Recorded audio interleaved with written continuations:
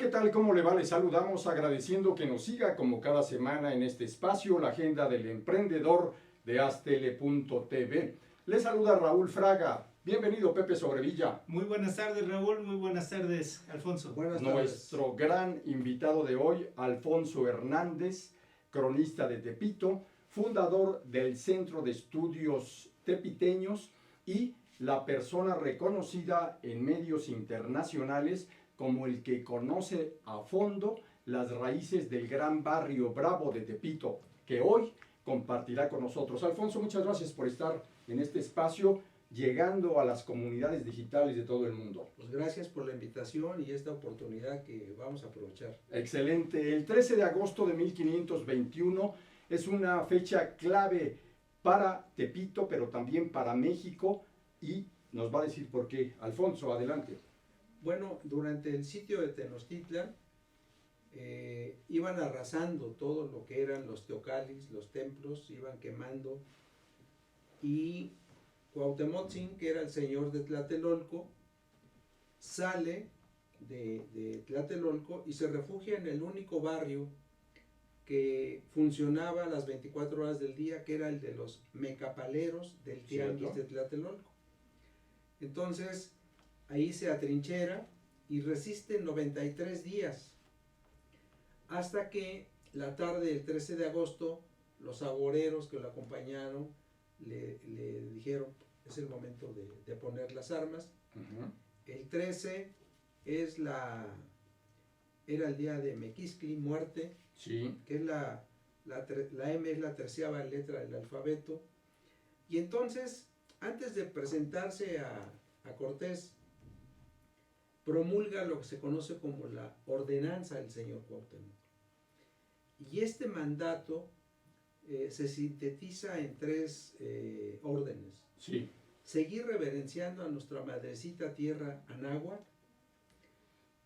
no dejar que se apague el tlecuil, el brasero, en los hogares, y seguir luchando al amparo de nuestro destino, que no sabemos cuál es. Y este mandato es lo que le da hasta la fecha esa fuerza, bravura y resistencia con la que los tepiteños, como una tribu urbana moderna, seguimos defendiendo este solar nativo y este pedazo de cielo. Maravillosa la manera como nos lo dices. Y también recordamos, tú mismo nos los has aportado en estas grandes enseñanzas del cronista Alfonso Hernández, que el lugar se conoce, este lugar donde cayó Cuauhtémoc, como Tequipeucan. Exactamente. Para los antiguos mexicanos no existía el concepto de esclavitud. Sí. Aunque la placa dice Tequipeucan, Sí. lugar donde comenzó la esclavitud. Eso es. Aquí fue hecho prisionero Cuauhtémoc la tarde del 13 de agosto de 1521. Tequipeucan tiene que ver un poco con tequio, pero tequio obligado. Así es. ¿Sí? Entonces, el barrio originalmente se llamaba Mecamalinco, o barrio de los mecapaleros, donde se tuercen las sogas. ¿Qué tal?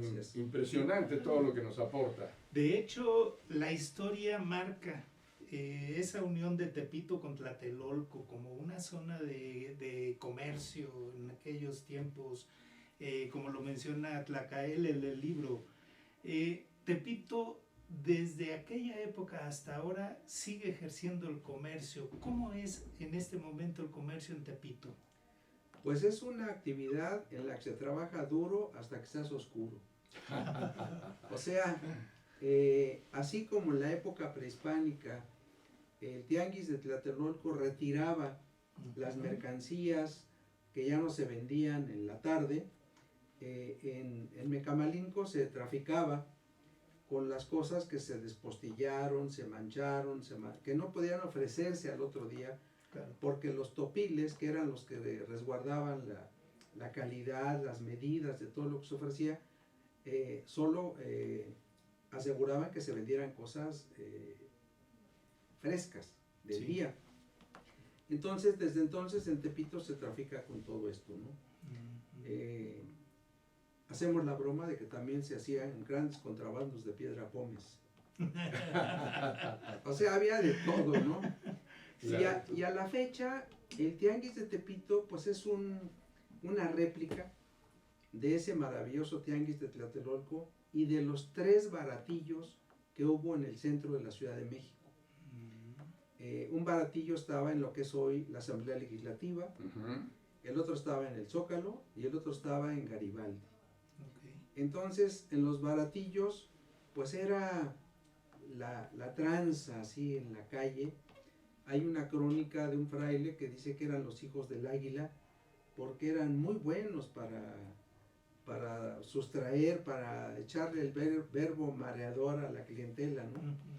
Entonces, Tepito se continúa con esta mercadotecnia asegurándose como ser el ropero de los pobres.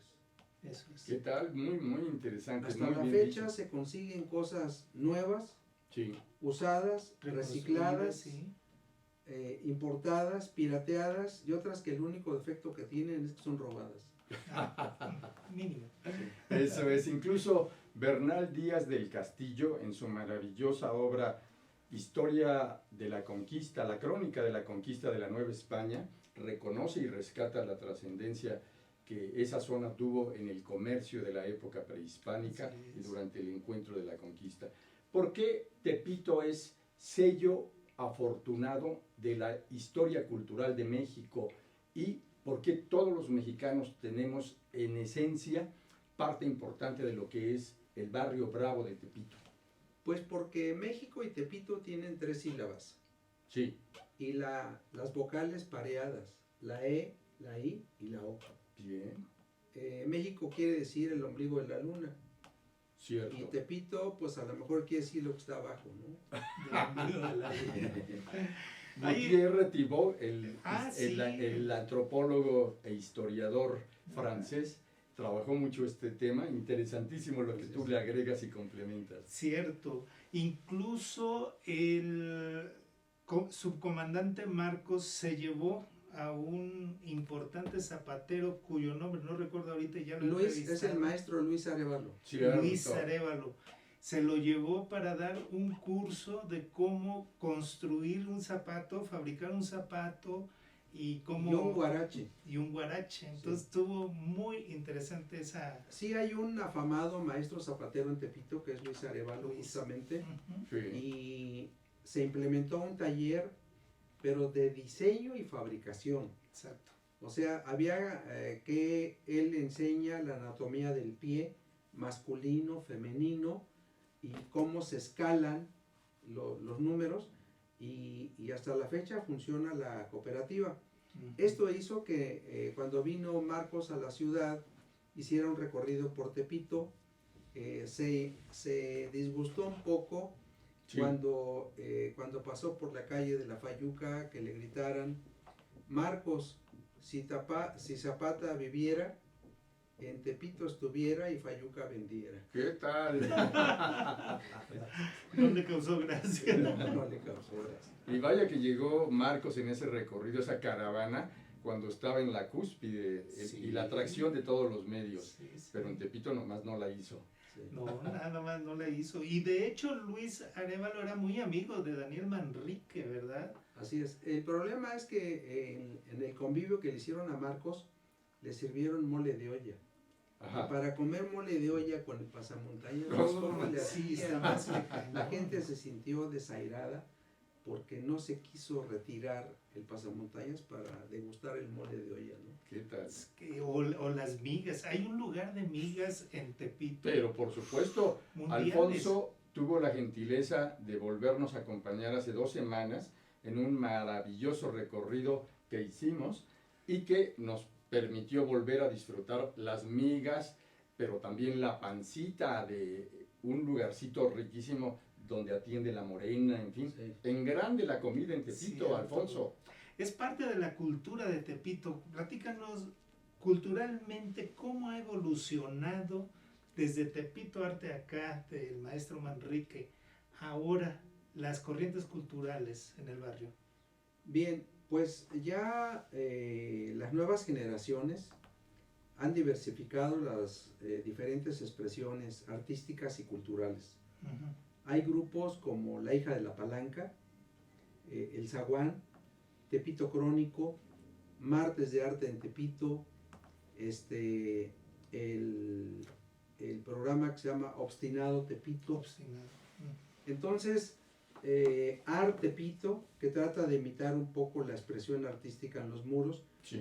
pero pues apenas está cuajando porque todavía no le llegan a la proyección que Tepito Arte acá logró para plasmar un discurso plástico y verbal para defender el barrio como se hizo con Tepito Arte acá. Eso es. Sí. Pues Sí. sumamente importante también cómo en Tepito existe un gran arraigo y una identidad cultural de pertenencia a lo mexicano y defenderlo a capa y espada. Cierto. Y con la frase que tú mismo nos mostraste ahí, Tepito existe porque resiste.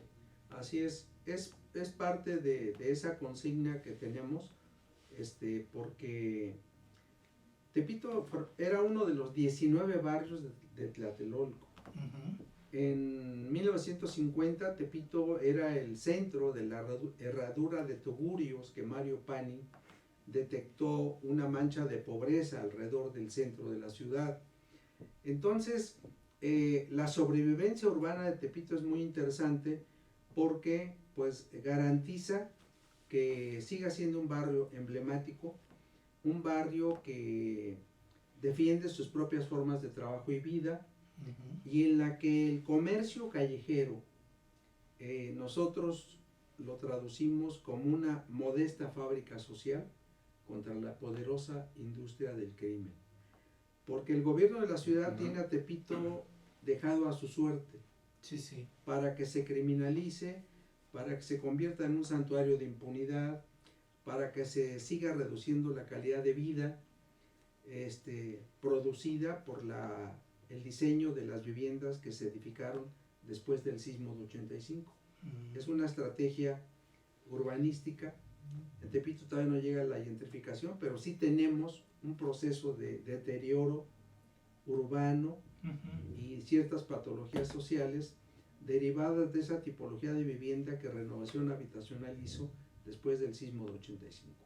Y que incluso ha llamado poderosamente el interés y la atención de expertos urbanistas reconocidos internacionalmente como Manuel Castells o como el doctor Manuel Perlot Cohen, director general del Instituto de Investigaciones Sociales de la UNAM. Y del mismo doctor René Coulomb, los Por supuesto. franceses que tienen esta especialidad de geógrafos urbanos han publicado las estrategias socioespaciales de la reconstrucción que tienen que ver con este proceso de especulación que ya se está dando ahorita más fuerte, con los programas de desarrollo urbano para la ciudad y para las delegaciones. Las estrategias socioespaciales eran pues trastocar todo lo que pasa en el perímetro B del centro histórico. Claro. La Slim Village la están limpiando, ¿sí? Pero se está calentando el perímetro B, Sí. como resultado de ese efecto cucaracha, ¿no? Vaya. Súper importante. Después de la pausa, nuestro invitado, el cronista de Tepito, Alfonso Hernández, nos permitirá regresar a la importancia de lo que son las vecindades, los albures, la música, la cultura de Tepito. Sigan con nosotros.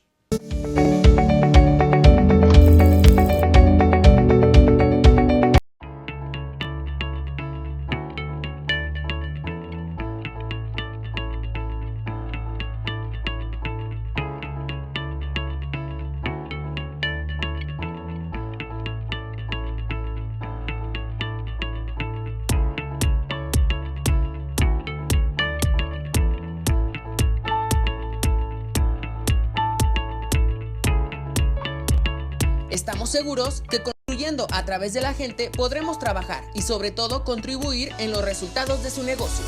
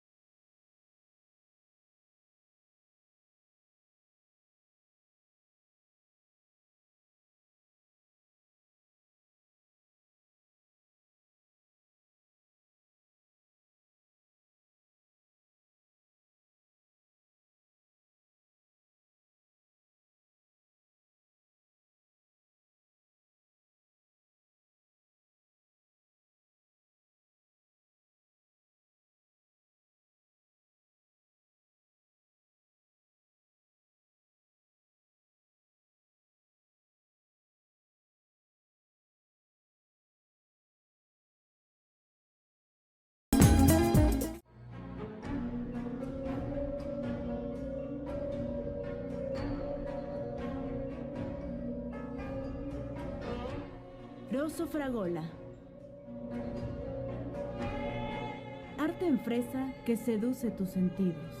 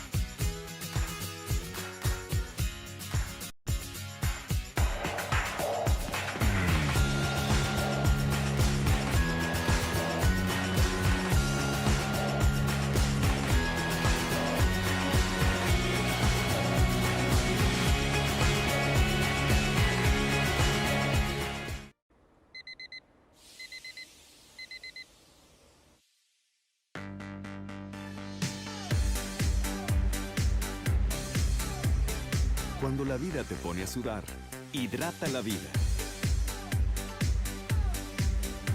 Electrolit, científicamente hidratante.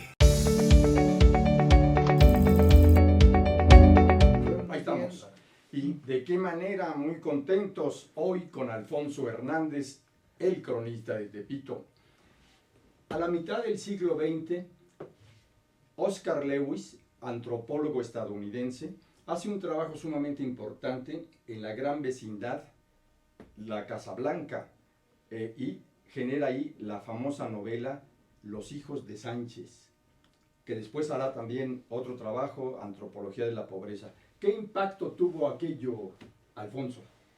Bueno, pues fue tremendo porque la Sociedad Mexicana de Geografía y Estadística Sí, estableció una demanda que porque el libro hacía una apología del sexo, de la violencia y denigraba al pueblo de México. Entonces ellos pidieron que expulsaran a Oscar Lewis, sí, que decomisaran la obra y que se persiguiera políticamente a la familia Sánchez, que hospedó a Oscar Lewis en su domicilio. ajá, Ahora es un clásico para entender la pobreza urbana en la Ciudad de México. cierto. Entonces, pues es malo que ciertos intelectuales no reconozcan la neta de lo que pasa en la ciudad y en los barrios populares. Y el libro acuñó un concepto muy interesante, ¿no? Sí. Que en Tepito hay una cultura de la pobreza. Cierto. Una cultura de la pobreza que se traduce en los sabores del barrio, su gastronomía, en los diferentes lenguajes que tenemos los tepiteños, visual, verbal, corporal, que se traduce también en el baile, Ujú. en el deporte, en el box, en el caminar por las calles. Sí, Entonces, toda esta gama de lenguajes que tiene el barrio, pues es un crisol cultural muy importante, que ahora que estuvo de moda el eclipse, sí, pues a Tepito no lo dejan que irradie esas expresiones culturales que Claro. tiene, ¿no? Entonces, porque contamina. pero además Tepito Tepito tiene luz propia y de manera histórica. Sí. Luz propia, y sabemos que en esta ciudad caótica, Sí, un barrio sin sombra no infunde respeto. mira, qué manera de decirlo. No, y tiene lo suyo. Es que hablar de Tepito es un mundo de cosas, ¿no? Desde cómo ha sido utilizado como escenario para series, películas, etcétera, hasta ese mural de los caídos.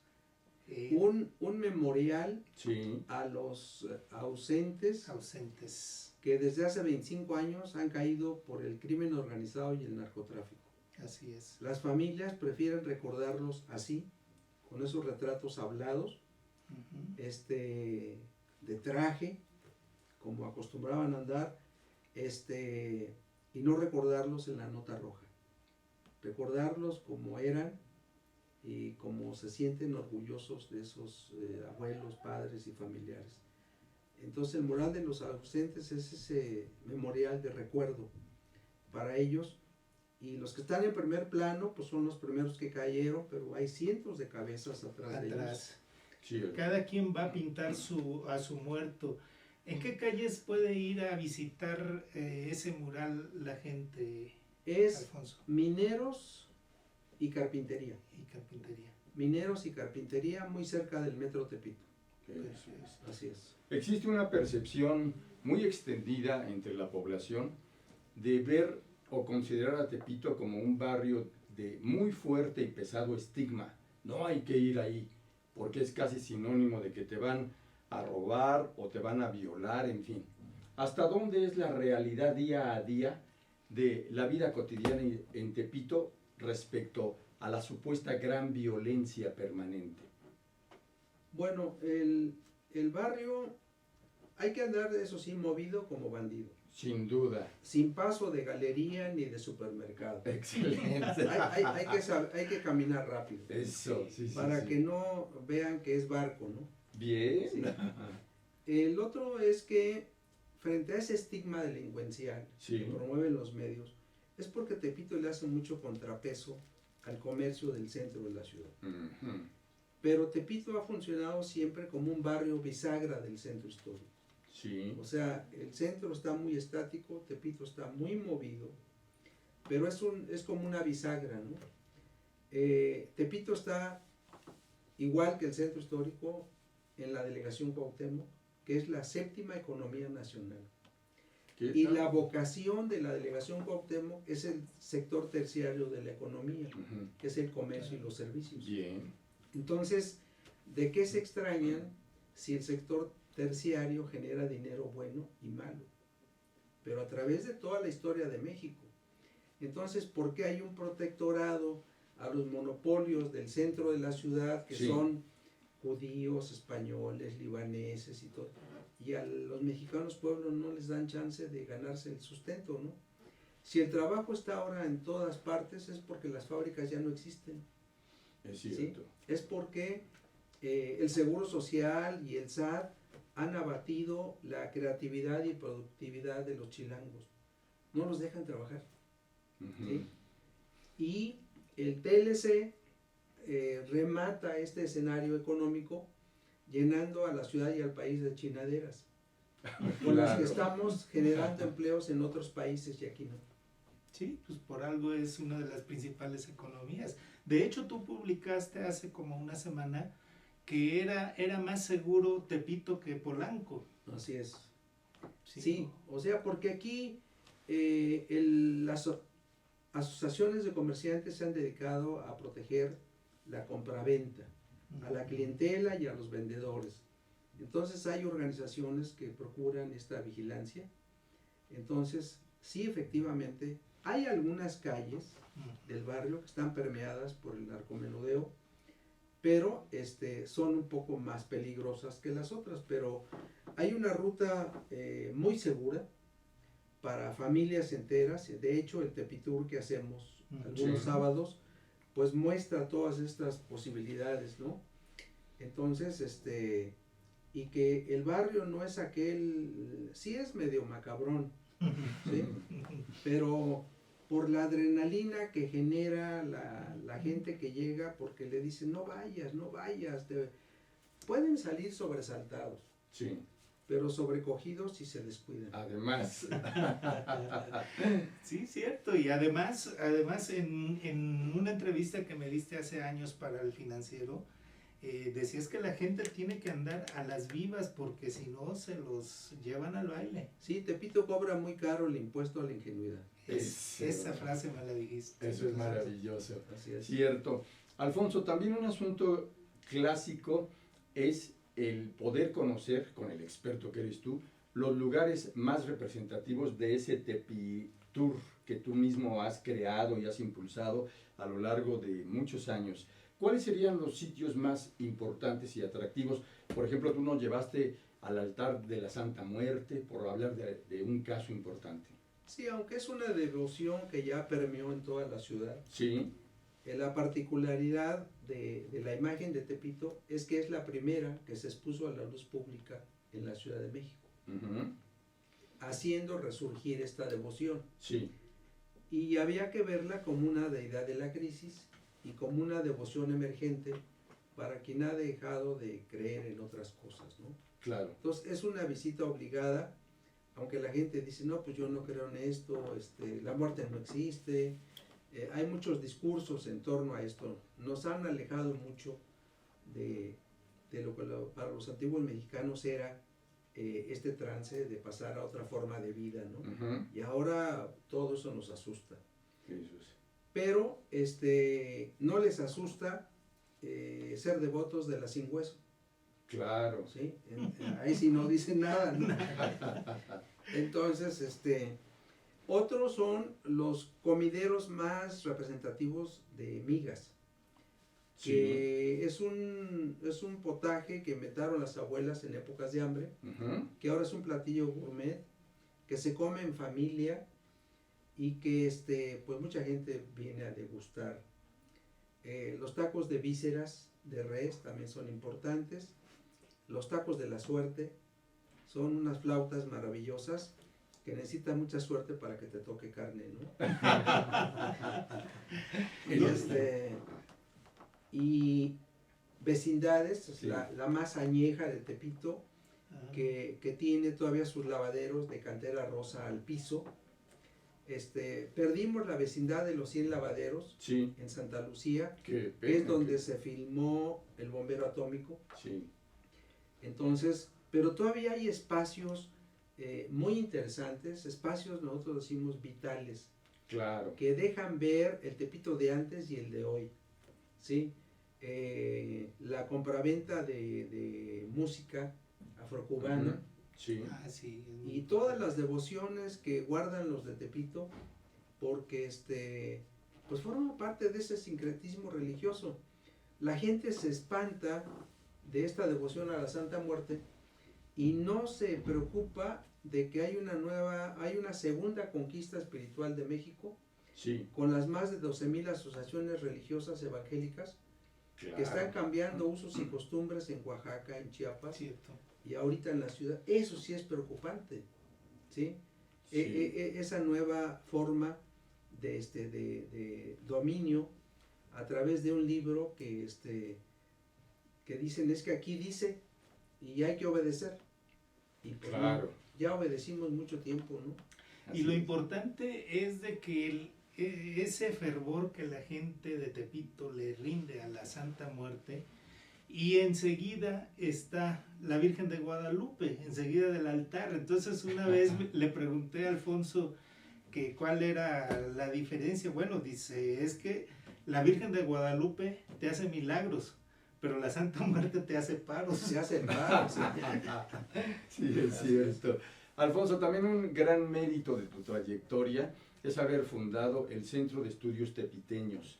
¿Qué fue lo que te movió para poder impulsar este espacio tan importante? Pues es que yo no tuve estudios académicos y ser cronista de este barrio me obligaba a ir a foros académicos. Sí, Entonces, pues yo veía que el Colegio de México, que el Colegio de la Frontera, que el Instituto Mora, que tal y tal universidad. Yo dije, Sí. nosotros podemos tener un centro de estudios. claro. Ahorita que estamos en agosto, pues recordamos mucho lo del 13 de agosto. Cierto. Pero en septiembre vamos a recordar que el 13, 14 y 15 de septiembre de 1847, cuando la Plaza Mayor de México estaba ocupada por Rangers tejanos, Sí, cuando Winfield Scott enarboló la bandera de Estados Unidos en el Palacio Nacional, ujú, los barrios que resistieron esa ocupación fue el barrio de Los Ángeles, de la colonia Guerrero, Tepito, la Candelaria de los Patos y Mixcalco. ¿qué Entonces, tal? y esto está ya documentado y va a ser motivo de una conferencia en la Asamblea Legislativa de cómo, ¿Tú vas a ser el expositor? Sí. y 2 diputados, Excelente. y la autoridad del centro histórico, don Bien. Jesús González Esmal. Sí. Entonces a mí me toca hablar de cómo las mujeres de Tepito atraían a la soldadesca, bailaban, los embriagaban, los metían a las pulquerías, se los echaban, Sí. los Les echaban un destazaban, montón. los destazaban y en los toneles de pulque echaban fuera los cuerpos, ¿no? Pero hasta que Scott se dio cuenta, Sí. entonces mandó a arrasar a estos barrios, los mandó a arrasar, y por eso en 1891, cuando se publica Los bandidos de Río Frío, Ajá. un personaje de esta obra refiere que era un barrio que parecía imposible que ahí vivieran seres humanos, porque todavía no se acababa de reconstruir de lo que pasó. Entonces Tepito, a lo largo de la historia, ha sido un barrio que se la ha sabido rifar, Sin duda. porque nosotros le rendimos más tributo a la matria, que a la patria, que la tienen ahorita tan jodida, ¿sí? Porque sabemos que es una falta de humanidad y de buen gobierno que al pueblo lo tengan a pan y reata, ¿no? Es cierto. Todas las personas interesadas en asistir a esta conferencia pueden ir. Claro, va a estar Va a en ser uno de el- los salones, y qué bueno que lo rememoran, porque ahora que tanta falta hace defender Claro. la esencia y la identidad de lo mexicano, Ajá. pues este hecho histórico, así como se celebró hace unos días el de la defensa del convento de Churubusco, Sí. pues acá no rememoramos al general que dijo, si tuviéramos parque no estaría usted aquí, pero seguimos dando guerra, ¿no? El barrio nos permite, a través de los abuelos, Sí. seguir trayendo siempre en chinga a nuestro ángel de la guarda. Traerlo de un ala prácticamente. Así Eso está muy bien. A ver si regresando del corte nos puedes platicar la historia de las 7 cabronas. Alfonso. ¿Cómo no? Por Claro favor. que sí. Siga con nosotros después de la pausa.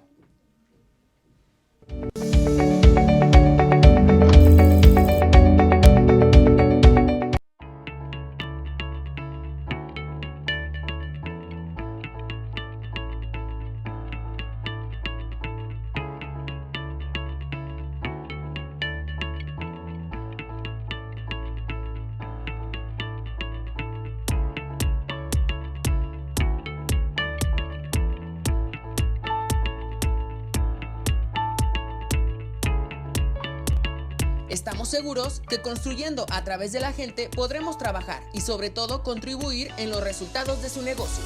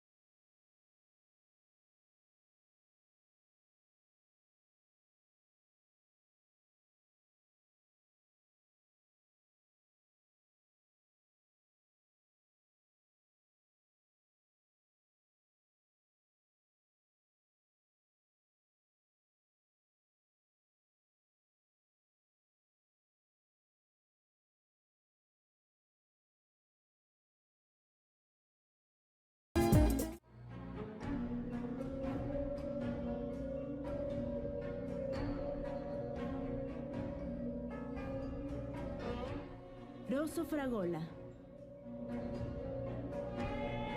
Arte en fresa que seduce tus sentidos.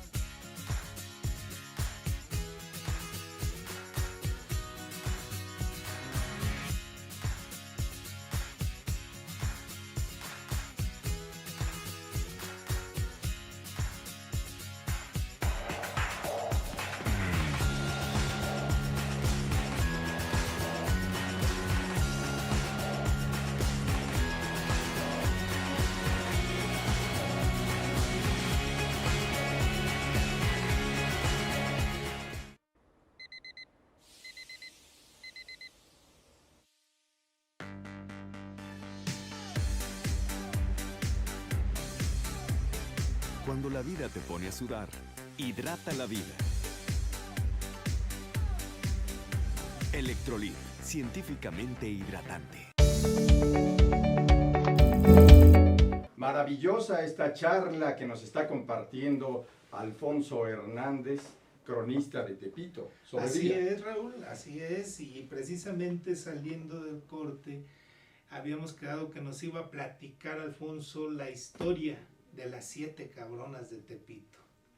Sí, justamente en el 2007, Sí. Ebrard expropia un condominio vecinal que había servido para ilustrar la portada de los libros oficiales después del sismo del 85. Un condominio vecinal, 40 de Tenochtitlan, 33 de Jesús Carranza, que estaba muy deteriorado, resultado de esa tipología de vivienda que les comentaba. Sí. Claro. Entonces le aplican la extinción de dominio, pero la idea también era que el conflicto es que el capo que controlaba todo esto tenía problemas con Ebrard. Entonces Ebrard le pega a los vecinos en lugar de pegarle al padrino. Uy. Entonces se adorna diciendo, ya expropiamos la fortaleza de Tepito. En el argot policíaco pues era como un búnker, una fortaleza. Ujú. En un segundo momento dice, ya desalojamos la fortaleza de Tepito. Y exhibe que cómo era posible que hubiera viviendas que tenían jacuzzi, Sí. como si fuera un pecado tener jacuzzi. Y en otro tercer momento dice, ya demolimos la fortaleza de Tepito. Entonces, esos 3 tiempos, que fueron casi 4 o 5 meses, nos dio la posibilidad de articular un proyecto cultural, una intervención callejera, para reivindicar el rol de las mujeres de Tepito. Entonces dijimos, ¿sabes qué? Pues estás mal. La verdadera unidad habitacional, la fortaleza, está 3 calles atrás. Ujú. Está en pie. Y la verdadera fortaleza de Tepito son sus mujeres. Y son 7 mujeres bien cabronas. Más cabronas que bonitas. Y escogimos 7 mujeres de diferentes oficios y generaciones que permitieron que se publicaran 7 librillos con la historia de vida de ellas. Sí. Una de ellas es Doña Queta, la guardiana de la Santa Muerte. claro. Yaqueta. La otra es Verónica, una mujer de la calle de Aztecas, que acaba de estar en un intercambio con mujeres de las favelas en Brasil, con vecindarios de Jamaica y Puerto Rico. Sí. Otra que es Mayra, que se dedica a la defensa de los derechos humanos y la diversidad sexual. La otra es Marina, que es la mejor bailarina de coreografías de salsa en Tepito. La otra es Amelia, es una vieja mujer ayatera que le otorgó el gobierno de El Salvador la medalla Roque Dalton. Mira. La otra es Lourdes, la reina del albur. Y la de mayor edad es Doña Chelo. A Doña Chelo la han entrevistado premios Pulitzer para el New York Times. Es una mujer que es nieta de un párroco de Tepito. Órale. Un párroco que se comía a las catequistas. y Doña Chelo se dedicó toda su vida a reciclar ropa usada. Ropa fina, pero usada, que ella habilitaba para venderlas ya rehabilitada a los pachucos en los salones de baile. ¿Qué tal? De ese oficio sostuvo los estudios universitarios de 10 hijos, 3 doctorados y uno de ellos en biología molecular que trabaja en Suiza. Mira nada más. Entonces son las 7 cabronas. En Tepito la cabrona no es la que pega, se pelea, no es la que Le meten jundia a su trabajo. la que el mejor marido es el puesto donde trabaja, ¿sí? Entonces, son ejemplos de mujeres que han sabido salir adelante y esto pues permitió cuando los hombres dijeron, bueno, ¿y ahora los cabrones qué? Entonces, Doña Chelo les dijo, no, hombre, ustedes son pendejos, ustedes llevan los pantalones, pero nada más a la tintorería. Entonces, les preguntan a ellas que cómo se atreven a tener familia en Tepito, a casarse, a tener parejas. Dice, bueno, aquí tenemos que aprender a crecer como los bisteces, a chingadazos. Órale, ¿qué Sí. tal? En otro Inclusive lugar- lo reivindicaron a las 7 cabronas en Ingobernable, la serie Sí. famosa. Sí, entonces son mujeres admirables y realmente muchas, el monumento que nada más es un basamento con una placa, hace que cualquiera se suba, se tome la foto y asuma la filosofía de lo que es ser una mujer cabrona en un barrio, en una ciudad y en un país como este. ¿Qué Excelente. tal? Y otro personaje admirable, a quien por supuesto le mandamos un abrazo, es Roosevelt. ¿Por qué no nos compartes la trayectoria importantísima de Roosevelt? Roosevelt es un chavo que empezó a asistir a cada uno de los talleres Ey. que después se convirtieron en diplomados de albures. Excelente. Es un diplomado que acredita la Secretaría de Cultura Federal Así es. y Bellas Artes. Entonces Roosevelt hizo su tesis de licenciatura en Patrimonio Cultural, reivindicando que el albur debiera considerarse como patrimonio cultural inmaterial de la Ciudad de México. Y la charla académica que da en el diplomado es impresionante porque recopiló en su tesis todo el estudio del hablar metafórico de los antiguos mexicanos, ¿sí? Por ejemplo, casi nadie conoce el canto de las mujeres de Chalco, en Cierto. donde por más que el padre José María Garibay quiso disfrazar las metáforas, hay un erotismo más sublime que el cantar de los cantares de la Biblia. Entonces las mujeres de Chalco, al ver vencidos a sus hombres, le dicen a Axayácat y a sus tropas, ahora va con nosotras. Y empiezan a cantar y a danzar Sí, y los vencen.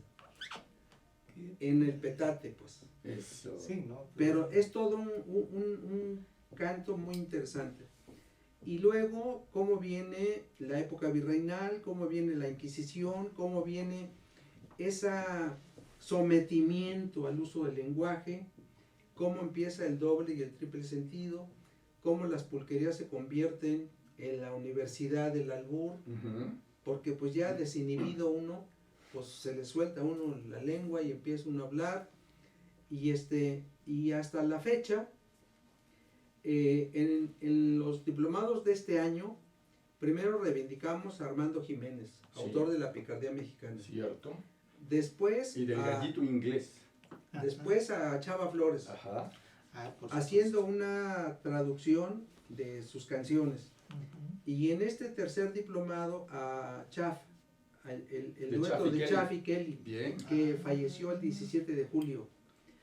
Entonces damos a conocer toda la obra y la investigación de Chaff y Kelly en torno a los albures mexicanos, ¿no?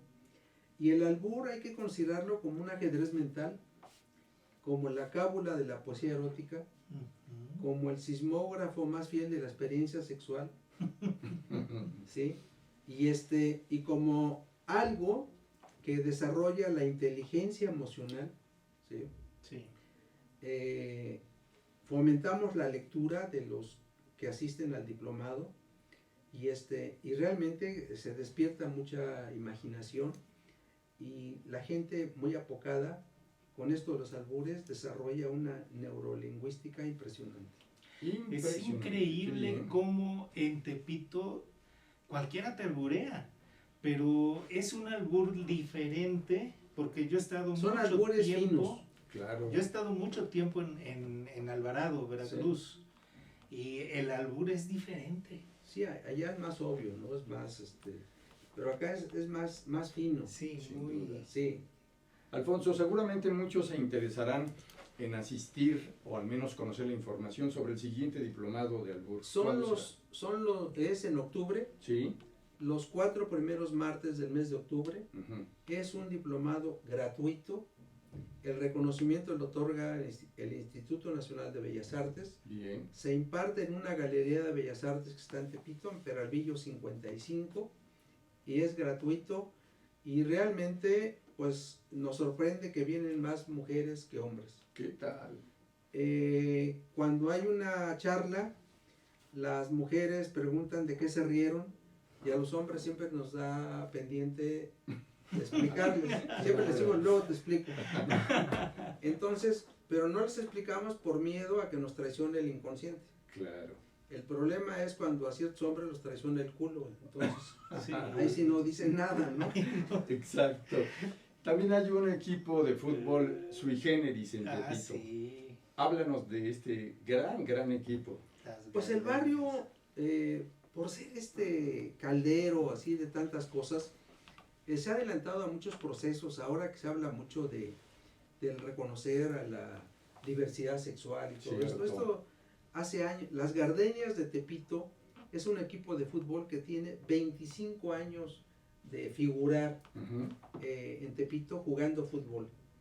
Son gays, son transvestis que trabajan en estéticas, Bien. que guisan, venden y distribuyen comida, pero que ya no son los jotitos del barrio, Eso. ya son ídolos del barrio. Bien. A través del deporte Ujú. se convirtieron en ídolos del barrio y tienen un respeto impresionante. Y entonces, todas las generaciones del barrio vamos cuando le toca jugar a las Gardenias de Tepito, Ujú. porque realmente qué bueno que actualmente los deportivos de Tepito están siendo rescatados para que el barrio vuelva a ser semillero de campeones. Se habían desatendido Claro. y un chavo que no juega pues no aprende las reglas básicas de convivencia. Entonces, Ujú. ahorita hay escuela de fútbol, el gimnasio que es tan pequeño, pues sorprende mucha gente. De aquí han salido todos los campeones de Tepito, pues sí. Sí. No se necesitan grandes proyectos ni, yo no sé, CONADE con todas las instalaciones y presupuesto que tiene, Sí. cómo no figuramos, ¿no? Cierto. Entonces, y cómo lo que se necesita es mucho coraje y mucha mística para sacar adelante a los deportistas. Sí. Sí, sí es cierto, inclusive tienen importantes representantes, sobre todo del boxeo, me acuerdo. Boxeo y el fútbol. Sí. Frontón. Se acaba de celebrar un torneo mundial de frontón en Tepito con 18 países. Ujú. ¿Qué tal? Sí, frontón de mano, sí. ¿Qué queda de los murales del maestro Manrique, Alfonso? Pues nada más el recuerdo. El Uy, qué recuerdo, pena. Porque él tenía la intención de que fueran murales efímeros. Sí. A él no le importaba que se perdiera, que se deslavara la imagen. Ujú, Él quería resaltar lo que había atrás de ese muro, que eran las vecindades. ujú. Entonces ya no se vayan en los monigotes. Fíjense lo que hay atrás de esos muros. Entonces, antes del sismo 85, todo el barrio estaba tatuado con murales de Tepito Arteaca. Eso dio la posibilidad de que fuéramos 6 meses a Francia a un intercambio artístico y cultural. Me acuerdo. Ujú. Pero el sismo 85 arrasó con todos los murales, ¿no? La reconstrucción ya no permitió ese lenguaje plástico de las paredes y muros de adobe, ¿no? Ujú. Entonces, pero el mensaje que logró plasmar Dalén Manrique era justamente, como lo hizo Tapies en España, el lenguaje plástico que tenían los muros, pero sobre todo lo que había atrás, que era Sí, sí. una vida cotidiana muy intensa. Y él alguna vez hizo una metáfora muy interesante diciendo que las vecindades de Tepito habían sido construidas con pieles de mamuts y dinosaurios, y que los tendederos eran los mástiles de aquellos buques y naves que encallaron en Tepito, ¿no? Ujú. Y que los patios de vecindad eran unas albercotas de luz, y que las azoteas era un espacio maravilloso para aprender a mamarle la miel a las estrellas. Qué manera de decirlo. Excelente. Las nuevas generaciones, los chavos que nacen en Tepito, experimentan algunos cambios con toda esta gran tecnología digital, con estas nuevas formas y usos y costumbres, Alfonso? Sí, tenemos una generación de chavos, estudiantes, que en el comercio le llamamos los Marco Polos de Tepito. ¿Por qué? Porque están yendo a China a hacer negocios. ¿Qué tal?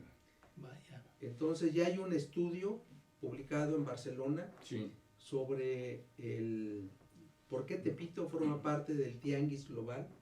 Ujú. La experiencia comercial de Tepito desde los 50 con las zonas libres en Guatemala, Belice, después cómo empezó a falluquear con Laredo, después con Los Ángeles, después con Nueva York, y ahora con China y Corea. Sí.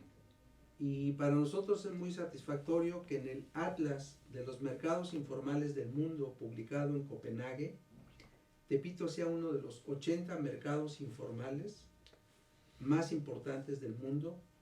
Primero, por su continuidad histórica. Segundo, por estar integrado a un barrio vivo. Sí. Y tercero, por competir con los monopolios del centro de la ciudad. Muy bien.